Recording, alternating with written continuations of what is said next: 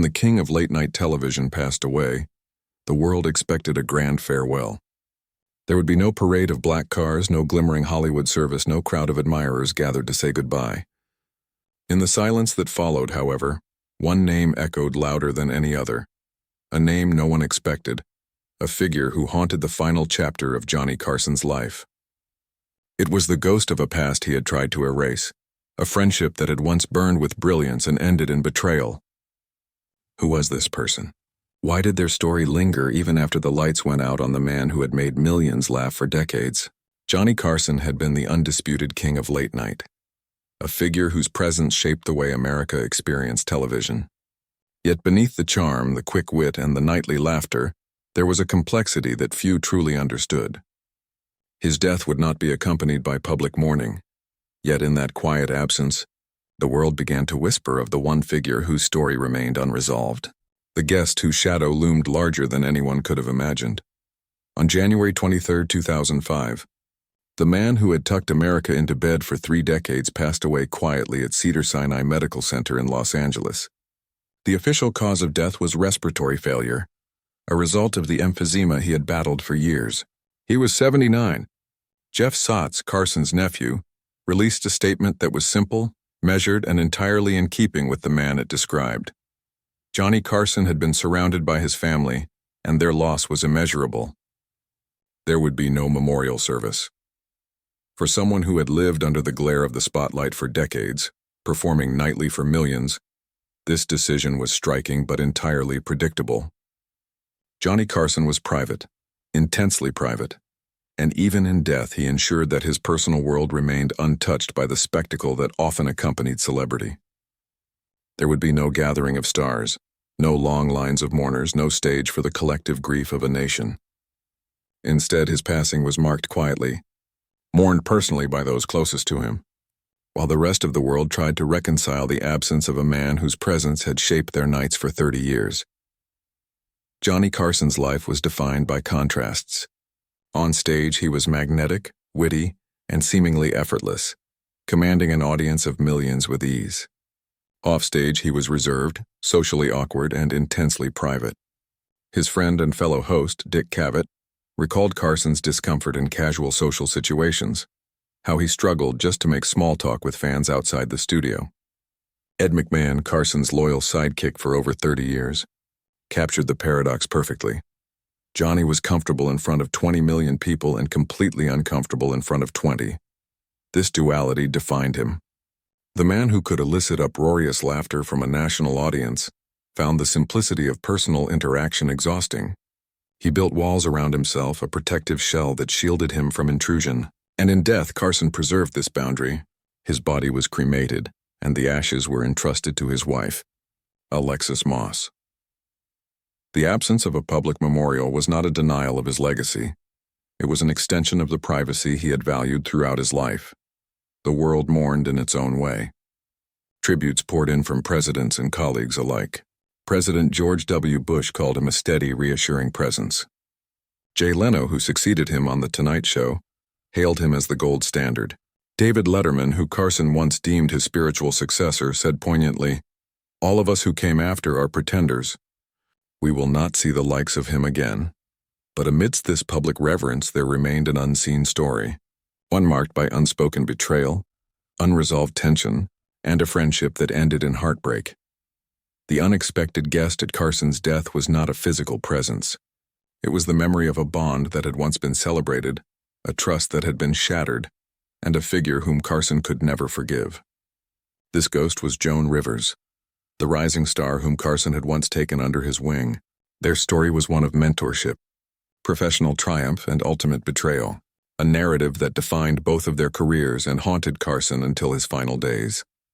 To understand why her shadow loomed so large, it is necessary to return to the beginning, when she was an unknown comedian fighting to carve a place in a world dominated by men. Before fame and television appearances, before the applause and recognition, there was struggle, rejection, and uncertainty.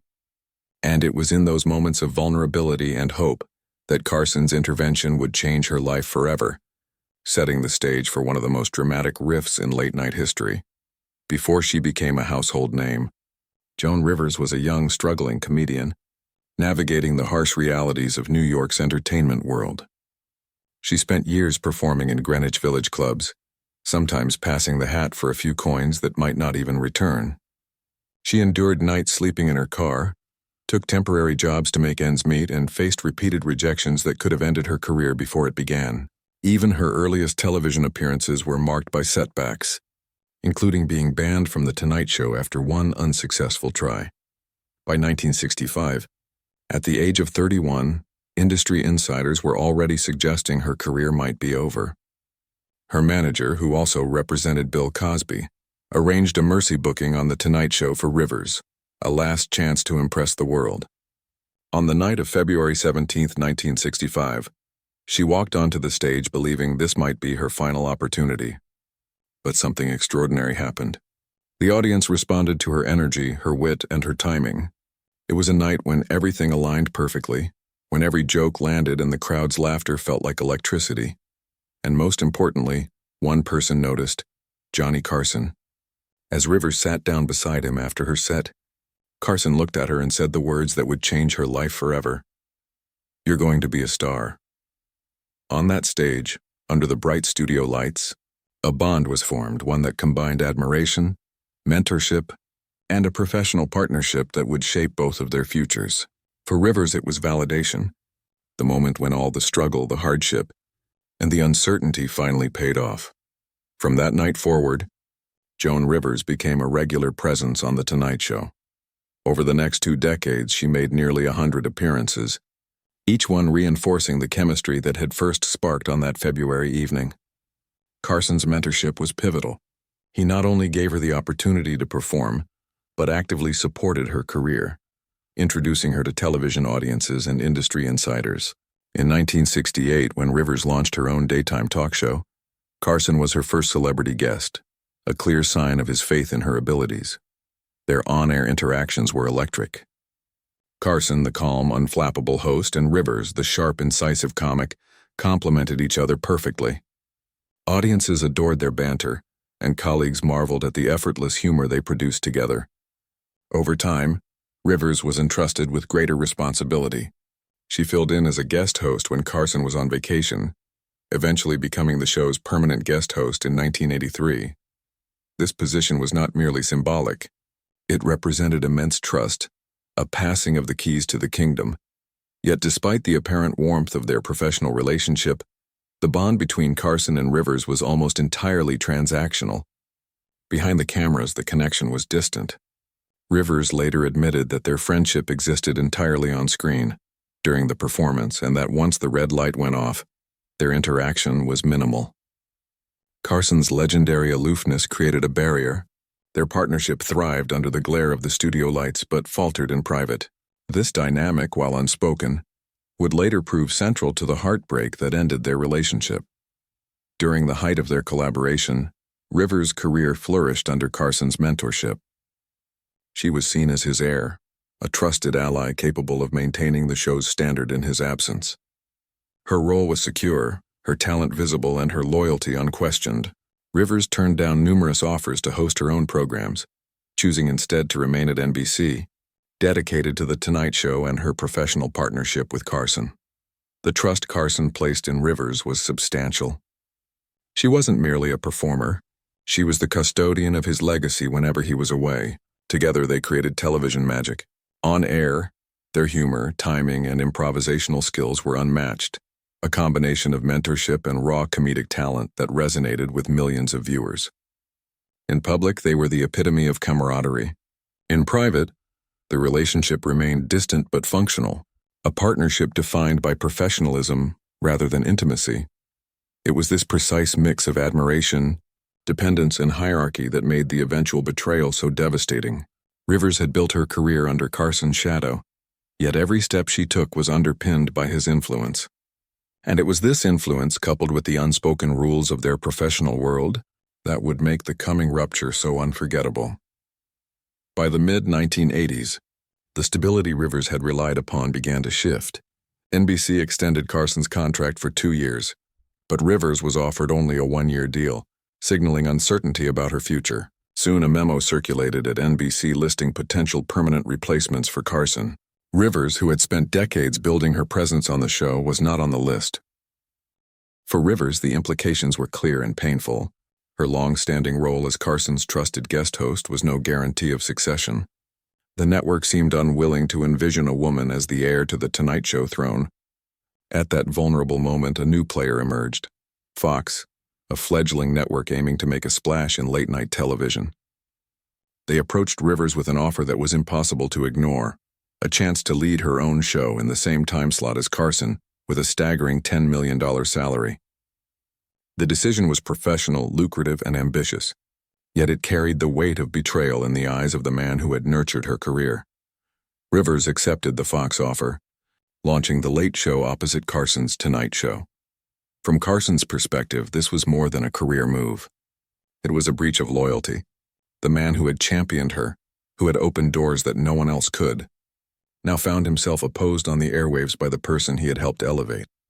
The network decision, the time slot, and Rivers' acceptance of the role created a rift that would never heal. Carson, known for his stoicism and pride, never forgave Rivers for stepping into a competitive position. The professional betrayal was personal. The mentor-mentee relationship, once strong, was irreparably fractured. In interviews and public appearances afterward, Rivers acknowledged the consequences while Carson quietly maintained his distance. It was a rupture defined by ambition, timing, and unspoken rules of loyalty, one that shaped the remainder of both their careers. The fallout was immediate and permanent. Carson never reconciled with Rivers, and their professional collaboration ended abruptly. The public saw Rivers' career continue, but the private consequences of their estrangement remained hidden. For Carson, the breach of trust left a lingering wound, a reminder that even the closest professional bonds could be shattered by ambition and opportunity. Over the decades, Rivers' career evolved independently, yet the shadow of that pivotal choice loomed large. Carson's silence, maintained until his death, reflected the depth of his disappointment. Their story became a cautionary tale in Hollywood, a complex interplay of mentorship, loyalty, and the unforgiving nature of show business. When Johnny Carson passed away on that quiet January day in 2005, the world remembered his laughter, his wit, and his unparalleled impact on television. Yet behind the public celebration lay the private stories, the untold complexities, and the ghosts of friendships that never fully healed. Joan Rivers' shadow lingered as a reminder of ambition, betrayal, and the human frailty that even the greatest legends experience. Carson's life, while celebrated, was marked by contrasts. Public triumphs and private pain, laughter and solitude, mentorship and disappointment. His death left a void that could never be filled, a legacy both luminous and bittersweet.